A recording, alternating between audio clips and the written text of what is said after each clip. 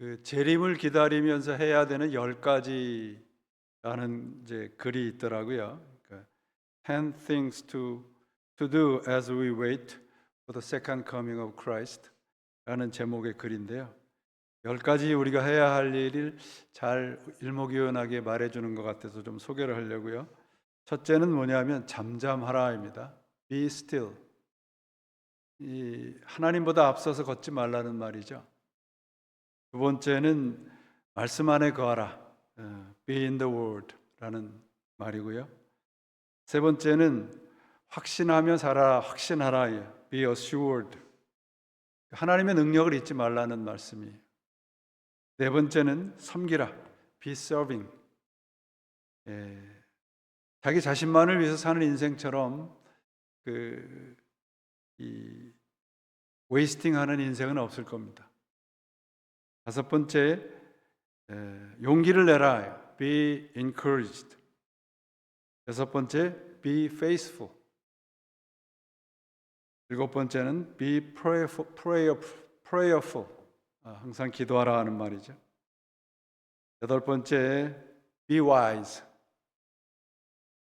아홉 번째, be expected. 기대하면서 살라 하는 거죠. 열 번째는 뭐겠습니까? 열 번째, 오늘 말씀에서 많이 나오는 말씀이죠. Be thankful.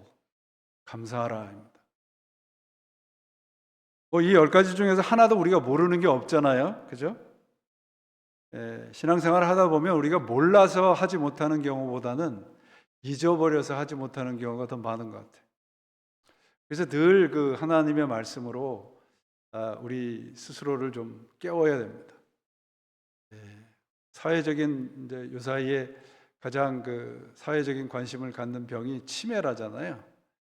그래서 어떤 분들은 치매를 예방하기 위해서 항상 고스톱을 친다는 분들도 계시는데 그것보다는 성경을 항상 가까이 하는 게 좋습니다.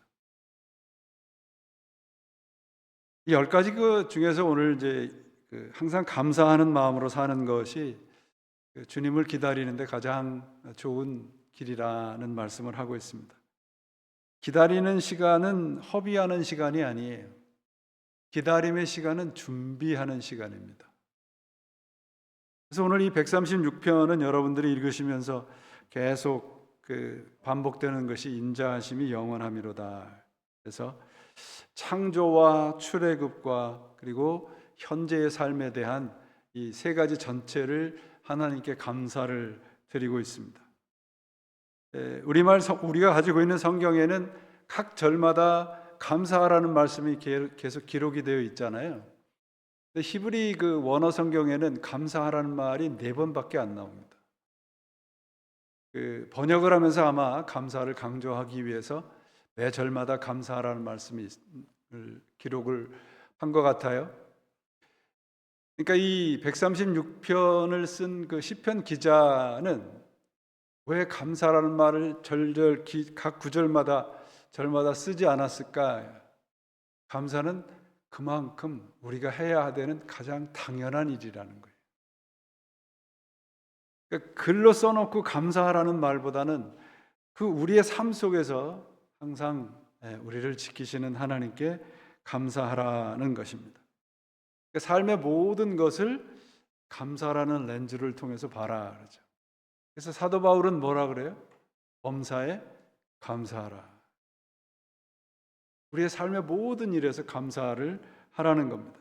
그래서 오늘 본문의 창조와 출애굽과 가나안 이것이 이제 이스라엘 백성들에게 삶의 전부예요. 어떤 분들에게 삶이 무엇 때문에 사십니까? 그러면 대부분 어떤 분들은 자녀 때문에 산다는 분들도 계시고요. 근데 이스라엘 백성들에게 탈무드에도 그런 말이 나와요. 당신은 무엇 때문에 사십니까? 그러면 하나님과 함께 하기 위해서 삽니다. 그런 대답이 대부분의 대답이라는 거죠. 그러니까 이 하나님의 우리 지난 토요일 날도 말씀드렸지만 창조 신앙을 말씀드렸잖아요. 창조라고 하는 것. 그다음에 두 번째가 구원 신앙. 나를 구원하신 분. 그다음에 세 번째는 나를 그냥 팔짱 끼고 지켜보시는 분이 아니라 나를 간섭하시는 하나님. 이 모든 것에 하나님이 이런 분이라고 하는 것에 대해서 감사를 하고 있습니다. 그래서 매 절마다 이제 실제로 기록되어 있는 말이 그 인자하심이 영원함이로다, 그런 말입니다.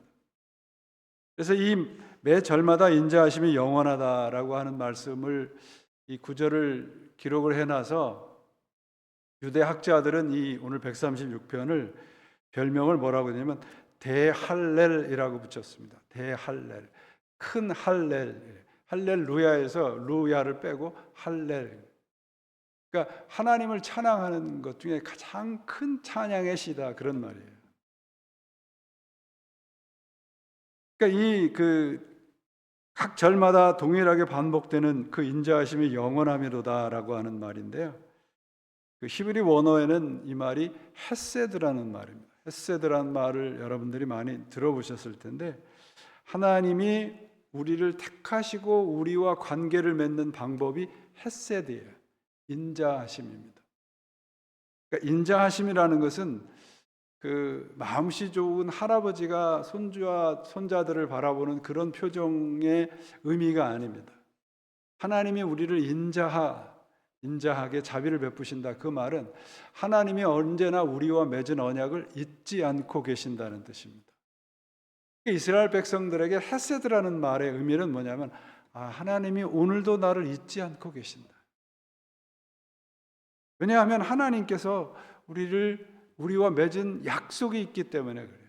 헤세드라는 말의 뜻은 그 밑바탕에 하나님과의 언약이 담겨져 있어요. 그래서 우리가 살아가면서 여러분, 얼마나 많은 일들이 벌어집니까? 좋은 일도 있고 뭐 별로 우리가 생각하기에 좋지 않은 일들도 많고 그렇잖아요.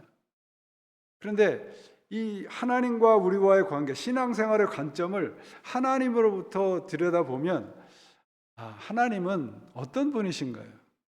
여러분, 우리가 실패하고 좌절할 때 우리가 만나는 하나님은 실패와 좌절의 하나님이에요. 그리고 그 반대로 우리가 뭐 승승장구할 때 만나는 하나님은 그 승승장구의 하나님입니까? 하나님은 언제나 그 자리에 계시잖아요. 우리가 실패하고 우리가 돌아서고 하나님께 등을 돌릴지라도 하나님은 언제나 우리 앞에 계신다고. 그게 헤세드예요. 그게 하나님의 인자하심이에요. 그 인자하심이 영원하다라고 되어 있잖아요. 영원하다는 뜻은 변덕을 부리지 않는다는 뜻이에요.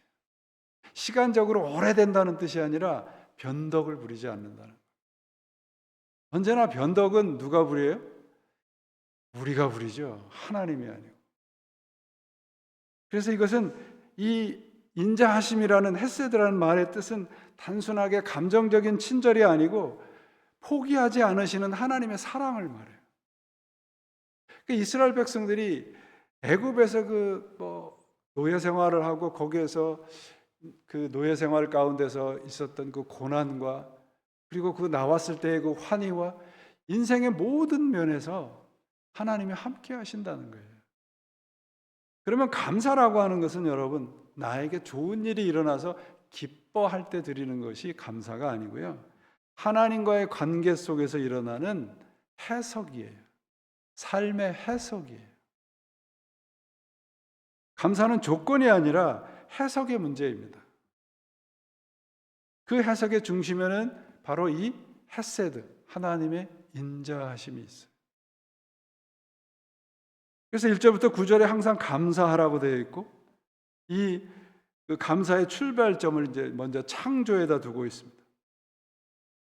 창조라고 하는 것은 뭐 하나님이 우리를 만드셨다는 그런 뜻이기도 하지만, 창조라고 하는 것은 하나님이 시작한 일을 중도에서 포기하지 않는다는 의미가 창조예요. 그래서 여러분 오늘 본문에 보시면 5절에 지혜로 하늘을 지으신 이에게 감사하라 이렇게 되어 있어요. 지혜라고 하는 말은 말씀이에요. 구약 성경에 특별히 시편의 지혜라고 하는 단어는 말씀이라는 단어와 동일한 의미입니다. 그러니까 말씀으로 하나님 우리를 지으셨잖아요. 그래서 별과 달과 해와 해를 만드신 하나님, 그래서 오늘 우리의 인생에 빛을 주시는 하나님이라고 하는 것이죠. 그러니까 하나님의 창조에 감사하는 거예요. 두 번째 10절부터 22절까지 말씀에서는 여러분들이 읽어보시면서 떠오르는 사건이 뭐예요? 출애굽 사건이죠. 10절부터 역사 속에서 일하시는 하나님이에요. 감사를 하는데 창조와 더불어서 구원에 대해서 감사를 하고 10절에 애굽의 장자를 치신 이에게 감사하라 이렇게 얘기를 하고 있죠. 16절에 그 백성을 인도하여 광야를 통과하신 이에게 감사하라. 그래서 이스라엘 그 민족은 자신의 역사를 우리 영어로 말하면 히스토리라고 생각하지 않습니다. 그래서 이스라엘의 역사관을 가장 잘 표현한 독일어 단어가 뭐냐면 게시히테예요. 게시히테라는 말은 히스토리라는 그 의미로 역사라고 번역을 합니다. 그런데 이 독일어의 게시히테라는 그 의미는 무슨 뜻이냐면 하나님의 관점으로 바라본 우리의 역사를 말합니다. 그러니까 해석된 역사예요. 단순히 일어난 사건에 대한 것을 나열한 것이 역사가 아니라 하나님의 관점으로 해석된 우리 인생, 그게 우리의 역사라는 겁니다. 하나님의 관점으로 바라본다는 것이죠. 그래서 신자들에게 역사라고 하는 것은 하나님으로부터 하나님의 관점으로 바라본 역사인 거예요. 그럼 하나님의 관점으로 바라봤을 때는 우리의 역사는 어떻게 돼요? 우리 인생의 역사는 중도에서 하나님이 나를 모른다 하시지 않는다는 말이죠. 그래서 하나님에 대한 그 신앙이 언제나 우리가 가장 우선이 돼야 되는 것이 바로 그겁니다. 우리의 고백이 인자하심이 영원하다. 이 말씀은 우리의 삶의 모든 부분에 간섭하시는 하나님에게 감사하라는 겁니다. 이 구약을 이제 제가 한번 말씀드린 기억이 있는데 구약을 한 단어로 말하면 remember거든요. 기억하라예요. 구약은 remember입니다. 그 remember라고 하는 것은 그저 이렇게 기억하고 회상하는 것이 아니고 너를 어떻게 창조하시고 구원했나 잊지 마라 그 말이에요. 그러므로 하나님께서 우리의 역사도 동일하게 역사하잖아요. 나에게 내가 원하는 거, 내가 기도하는 것들이 잘 돼서 감사하는 거는 감사가 아니죠. 감사는 상황의 결과에 대한 것이 아닙니다. 하나님에 대해서 하나님의 말씀으로 나의 삶을 해석한 결과가 감사여야 돼요. 근데 참 안타깝게도 어떤 분들은 하나님으로 인해서 해석을 했다 하는데 불평하시는 분들이 있어요. 그건 습관이라고 생각해요, 저는. 습관. 그러니까 우리가 삶을 어떻게 바라보느냐에 따라서 하나님에 대한 모습이 달라져요. 그러니까 우리가 내가 바라보는 삶으로 내가 인식하는 삶으로 생각하는 것이 아니라 하나님은 나의 인생을 어떻게 인도하고 계시는가로 우리의 삶을 바라볼 줄 알아야 돼요. 그래야 우리의 삶에 감사함이 넘칠 수 있습니다. 실패도 할 수 있고 눈물도 흘릴 수 있습니다. 그런데 항상 그 자리에 뭐가 있다는 겁니까? 하나님의 인자하심이 있다는 거예요. 하나님의 하세드가 있다는 거예요. 사랑이 있다는 거예요. 그래서 3절에 보시면, 세 번째로 보시면 23절부터 26절인데 지금도 일하시는 하나님께 감사하라고 얘기하고 있잖아요. 지금도 일하시는 우리의 비천함을 기억하신 이에게 감사하라. 우리 육체에게 먹을 것을 주신 이에게 감사하라. 그래서 이 기억하라는 이 성경의 단어는 그냥 떠올린다는 것이 아니라 하나님이 우리와의 맺은 언약을 잊지 않고 지키고 계시고 오늘도 그 말씀, 약속의 말씀과 같이 우리에게 행동하고 계신다. 그런 말씀입니다. 그러니까 감사할 수 있잖아요, 여러분. 내가 웃을 때만 우리는 감사하는 경우가 참 많은데 하나님은 내가 웃을 때도 등을 돌릴 때도 내가 모른다 할 때도 언제나 그 자리에 계세요. 그래서 내가 돌아보면 그 자리에 나를 보고 계신단 말이에요. 그게 하나님의 인자하심입니다. 그래서 신앙생활을 할 때 저는 가장 귀한 분들이 어떤 분들이냐면 항상 그 자리를 지키는 분들이에요. 동일하다 그러잖아요. 그래서 하나님에 대한 모습을 하나님이 미쁘시다 그러잖아요. 미쁘시다. 미쁘시다는 것은 하나님이 이쁘다는 얘기가 아니라 하나님이 신실하시다. 변함이 없으시다는 거예요. 거기에 우리의 삶의 근거가 있고요. 감사가 있습니다. 그래서 이 136편은 하나님을 기억하는 기억의 찬양이고 하나님께 감사를 드리는 감사의 찬양입니다. 그래서 이 유대 백성들은 자신들의 과거를 감사라고 하는 렌즈로 해석을 하고 그 감사로 현재를 견디고 있고요. 또 미래를 소망을 하고 있습니다. 그러니까 신앙의 우리가 소위 리듬을 탄다 그러잖아요. 춤을 잘 추시는 분들 그러면 보면 참 리듬을 잘 찬다. 노래를 하시는 분들도 그렇고 신앙의 영적인 리듬을 항상 하나님에게 맞춰야 돼요. 그게 감사라고 생각을 합니다. 그래서 이들은 아침에 눈을 뜰 때도 고난 속에서도 정말 삶의 끝이 보이지 않은 그런 어려움 속에도 늘 같은 찬양을 하는 거예요. 하나님의 인자하심이 영원함이로다. 우리의 믿음은 흔들릴 수 있지만 하나님의 인자하심은 흔들리지 않을 것입니다. 그 인자하심이 영원하다라고 하는 것이 바로 유대 백성들의 자신의 신앙의 해석인 거예요. 어떠한 상황이라도 하나님은 나를 모른다 하시지 않는구나. 그래서 제가 감사절 되면 항상 이렇게 떠올리고 있는 시가 있는데 시인 김현승이라고 하는 분이 감사하는 마음이라는 시가 있는데 꽤 긴 시인데요. 제 마지막에 마지막 구절이 생각하고 감동적인 구절입니다. 감사하는 마음, 그것은 곧 아는 마음이다. 내가 누구인지를 그리고 주인이 누구인지를 아는 마음이다. 감사한다는 것은 그저 상대방의 호의에 대해서 반응하는 것이 아니고요. 내 삶의 주인이 하나님이라고 하는 거 떠올리고 기억하는 거예요. 그래야 감사할 수 있어요. 그래서 우리는 주인이 누구이고 내가 누구인지를 아는 사람만 감사할 수 있는 겁니다. 여러분, 감사절이 다가오잖아요. 이 감사절에 우리의 작음을 알고 하나님의 크심을 우리가 알 때 우리의 감사에 진정한 영적인 기쁨이 넘쳐 흐르리라고 믿습니다. 삶을 대하는 태도는 과거에 감사하는 태도를 가지시고 현재는 봉사하고 헌신하는 태도를 취하시고 미래에는 책임 있는 태도를 갖는 것이 예수를 믿는 우리들에게 가져야 될 삶의 태도입니다. 그것을 성경은 항상 범사에 감사하라는 말씀으로 우리들에게 가르쳐 주고 있습니다. 여러분, 우리는 변덕쟁이들입니다. 그러나 하나님은 언제나 동일하신 분이십니다.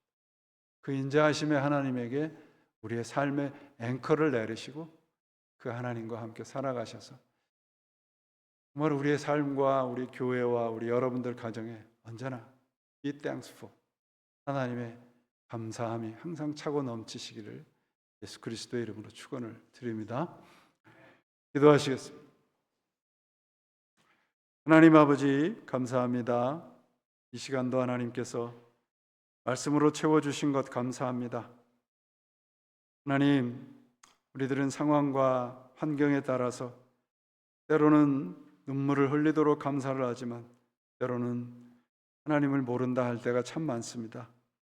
언제나 하나님은 우리들에게 동일한 사랑을 베푸시고 있음을 잊지 않도록 도와주시고 말씀 가운데서 기도 가운데서 그 인자하신 하나님을 늘 만나고 함께 동고동락하는 저희가 되도록 역사해 주옵소서.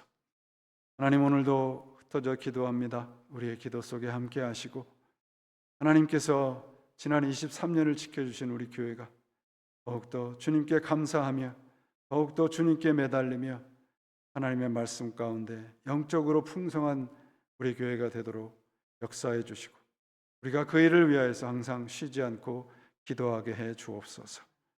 하나님께 모든 것 의탁드리옵고 감사드리며 우리 구주 예수 그리스도 이름으로 간절히 기도합니다. 아멘.